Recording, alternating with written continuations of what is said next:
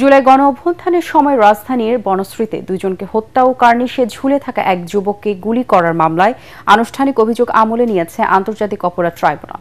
একই সাথে সাবেক ডিএমপি কমিশনার হাবিবুর রহমান সহ এই মামলার পলাতক 4 আসামির বিরুদ্ধে গ্রেপ্তারি পরোয়ানা জারি করেছে আদালত।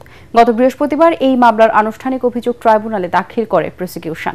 আজ শুনানিতে এই মামলায় সুনির্দিষ্ট 3টি অভিযোগ তুলে ধরে প্রসিকিউশন। সেখানে বলা হয় 19 জুলাই নাদিম নামে একজনকে গুলি করে হত্যা করে পুলিশ। একই দিন মায়া ইসলাম নামে আরও এক নারী পুলিশের গুলিতে মারা যান। এ সময় তার 6 বছরের নাতি মুসার মাথায় গুলি লাগে। এছাড়া বনশ্রীতে ওই দিন পুলিশ গুলি থেকে বাঁচতে কার্নিশে ঝুলে থাকা আমির হোসেন নামে এক যুবককে গুলি করার অভিযোগও আনা হয়েছে 5 আসামির বিরুদ্ধে। সাবেক ডিএমপি কমিশনার হাবিবুর রহমান ছাড়া বাকি 4 আসামি হলেন ডিএমপির খিলগাঁও অঞ্চলের সাবেক এডিসি রাশেদুল ইসলাম, রামপুরা থানার সাবেক ওসি মশিউর রহমান, রামপুরা থানার সাবেক এসআই তারিকুল ইসলাম ভুইয়া ও রামপুরা পুলিশ ফাঁড়ির সাবেক এএসআই চঞ্চল চন্দ্র সরকার। এর মধ্যে শুধু চঞ্চল গ্রেপ্তার হয়ে কারাগারে আছে। 3টি অভিযোগে আজকে প্রসিকিউশনের পক্ষ থেকে যে ফরমাল চার্জ আমরা দাখিল করেছিলাম, মাননীয় ট্রাইব্যুনাল এই ফরমাল চার্জের উপরে ভিত্তি করে 3টি অভিযোগেই অভিযোগ আমলে গ্রহণ করেছেন এবং 4 জন পলাতক আসামির বিরুদ্ধে ওয়ারেন্ট অফ অ্যারেস্ট ইস্যু করেছেন এবং একজন আসামিকে প্রোডাকশন ওয়ারেন্ট বলে ট্রাইব্যুনালে আগামী 17 আগস্ট হাজির করতে বলেছেন।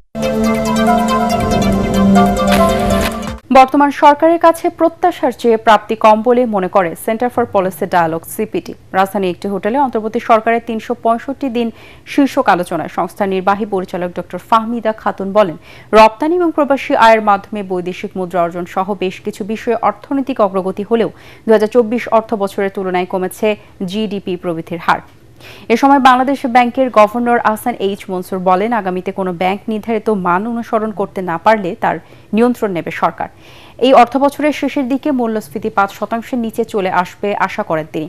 অর্থনৈতিক দুর্বৃত্তায়ন রুখতে বাংলাদেশ ব্যাংকেই ভূমিকা বেশি মন্তব্য করে তিনি আরও বলেন, বাংলাদেশকে ক্যাশলেস সোসাইটি হিসেবে গড়ে তুলতে চেষ্টা চলছে। এটি হলে রাজস্ব ক্ষতির পরিমাণ অনেকটা কমে আসবে বলেও মন্তব্য করেন তিনি। সরকারের রাজস্ব লস আমাদের হিসাবে প্রায় 1.5 লক্ষ কোটি টাকা।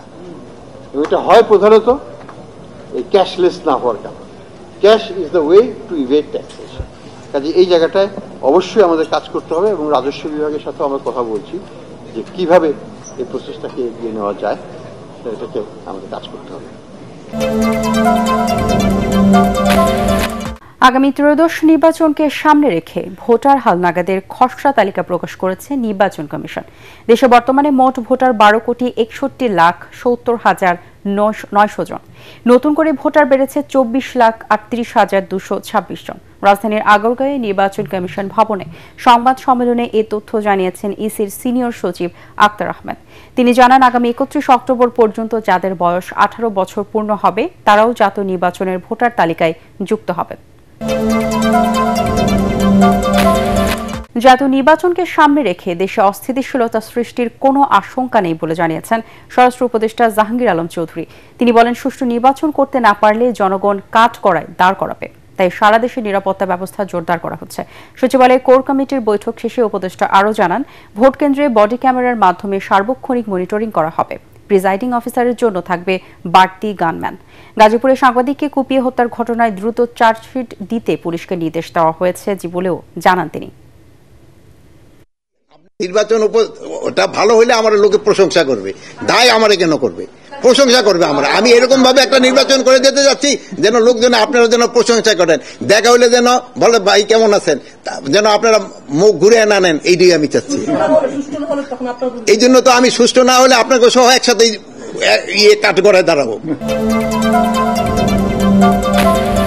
নিম্ন আয়ের মানুষকে কিছুটা স্বস্তি দিতে ভর্তুকি মূল্যে পণ্য সরবরাহের পাশাপাশি ভ্রাম্যমাণ ট্রাকের মাধ্যমে আজ থেকে শুরু হয়েছে টিসিবির পণ্য বিক্রির কার্যক্রম। সারা দেশে 128টি ট্রাক সেলের মাধ্যমে জনসাধারণের মাঝে স্বল্প মূল্যে তেল, চিনি ও মসুর ডাল বিক্রি করা হবে। যে কোনো ভোক্তা ট্রাক সেল থেকে 115 টাকা দরে তেল, 70 টাকা দামে মসুর ডাল ও 80 টাকা দরে 1 কেজি চিনি কিনতে পারবে, যা চলবে আগামী 13 সেপ্টেম্বর পর্যন্ত।